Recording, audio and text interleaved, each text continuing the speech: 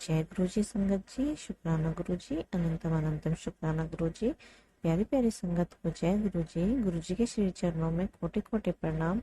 संगत जी, आज हम देहरादून से मानी आंटी का सत्संग सुनेंगे। ये आंटी जी का 25th एनिवर्सरी का सत्संग है। बहुत ही डिवाइन सत्संग गुरु जी ने आंटी जी को ब्लेस किया है।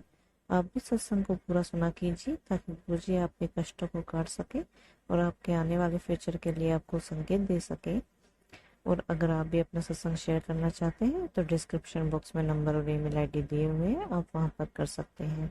अगर सत्संग शेयर करने में कोई गलती हो जाए तो मुझे माफ़ करना संगत जी, माफ़ करना गुरु जी। और अगर वीडियो पसंद आए तो लाइक करके चैनल को सब्सक्राइब कीजिएगा। आइए आंटी जी के सत्संग की शुरुआत करते हैं।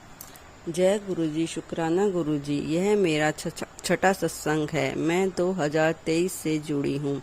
अगर सत्संग में कोई गलती हो तो गुरुजी और संगत जी मुझे माफ़ करना।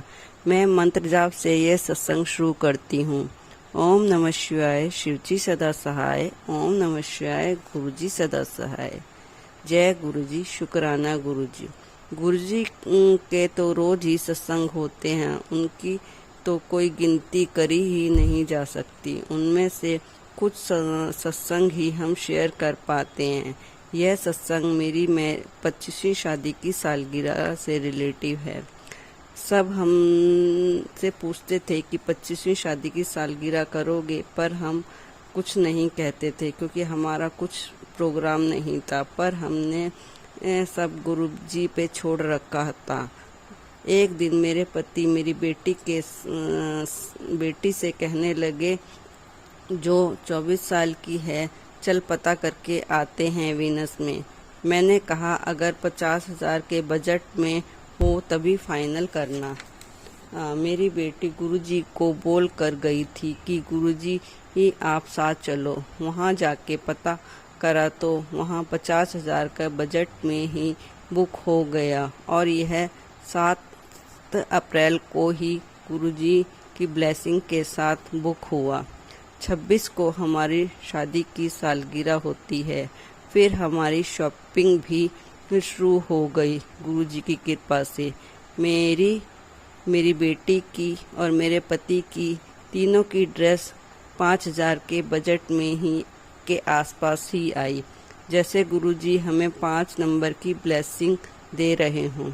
मेरी और मेरी बेटी की ड्रेस भी गुरुजी ने ऐसी दिलवाई जैसे हम कई सालों से सोच रहे थे कि हम ऐसी ड्रेस खरीदेंगे।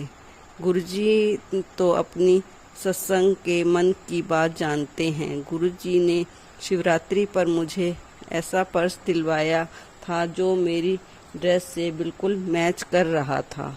और भी घर का सामान गुरुजी ने शिवरात्रि के मेले से खरीदवाया। जो देहरादून में रहते हैं उन्हें पता होगा कि टपकेश्वर मंदिर पर जो शिव का बहुत फेमस मंदिर है, उस पर मेला लगता है।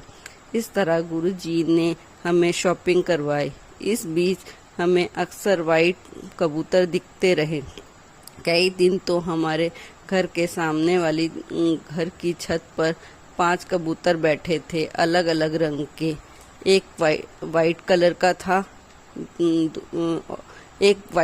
दो वाइट कलर के थे, एक ब्लैक एंड वाइट था, एक ग्रीन कलर का था और एक ग्रे कलर का था। इस तरह गुरुजी हर पल हमारे साथ रहते थे। तितली भी घूमती रहती थी। फिर 26 अप्रैल वाले दिन एनिवर्सरी थी।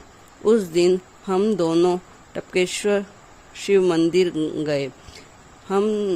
जब हम पूजा करवा रहे थे तो जब पहाड़ से पानी टपक रहा था, वो ऐसा लग रहा था जैसे मानो गुरुजी हमें आशीर्वाद दे रहे हों, क्योंकि यह मंदिर पहाड़ी के नीचे है।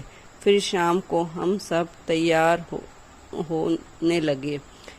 हम साथ में गुरुजी का स्वरूप भी लेके गए। हमने उनके स्वरूप के लिए एक जगह बनवा रखी थी।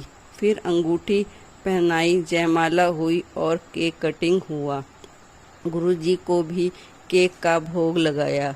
गुरुजी के स्वरूप को गुलाब से सजाया था। फिर खाना शुरू होने से पहले हमने गुरुजी को भी भोग लगाया। सब प्रोग्राम बहुत अच्छे से हो गया। जब हम प्रोग्राम कर रहे थे तो एक तितली भी वहाँ आई जो फूलों के ऊपर आके बैठ गई। गुरुजी हमें ब्लेस करने आए थे। सारा प्रोग्राम गुरुजी की कृपा से बहुत अच्छा हुआ और सबने तारीफ भी की। हमने सबको यही कहा कि सब गुरुजी की कृपा से ही हुआ है। मुझे लगा पता नहीं मैं कैसी लगूंगी, क्योंकि मैं घर में ही तैयार हुई थी। बस हेयर स्टाइल ही पार्लर से बनवाया था। सबने यही कहा कि पार्लर से तैयार हुई है क्या, क्योंकि मैंने गुरुजी से कहा था कि पता नहीं कैसी लगूंगी घर से तैयार होके। पर गुरुजी ने अपनी बेटी को कैसे अच्छा नहीं दिखाते, क्योंकि सब गुरुजी ने ही तो किया था अपने हिसाब से। फिर हमने 28 अप्रैल को सत्संग करवाना था, पर वो नहीं हो पाया। तब हमने हमने 27 तारीख को सत्संग कराना था, पर वो नहीं हो पाया। फिर हमने 28 तारीख को सत्संग करा। गुरुजी की मर्जी शायद 28 तारीख ही थी। सत्संग 20 लोगों के संगत के बीच ही हुआ था।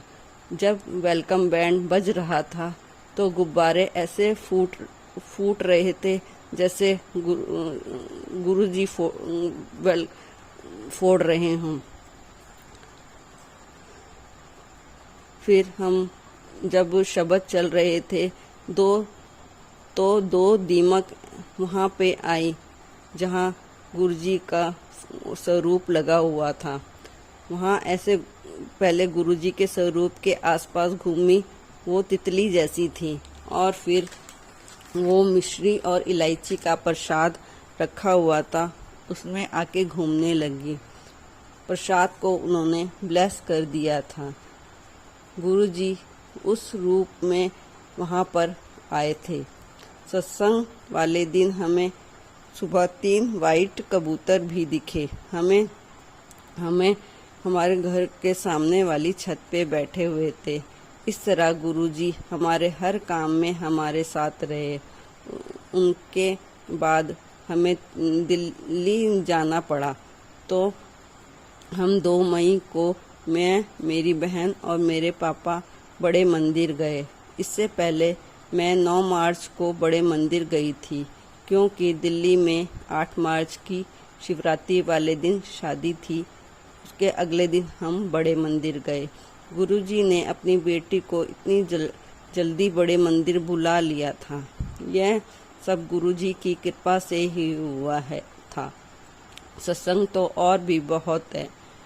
लास्ट में बस मैं यही कहूँगी कि गुरुजी की कृपा से ही मेरी मैरिज एनिवर्सरी, सत्संग और बड़े मंदिर आना बहुत ही अच्छा रहा।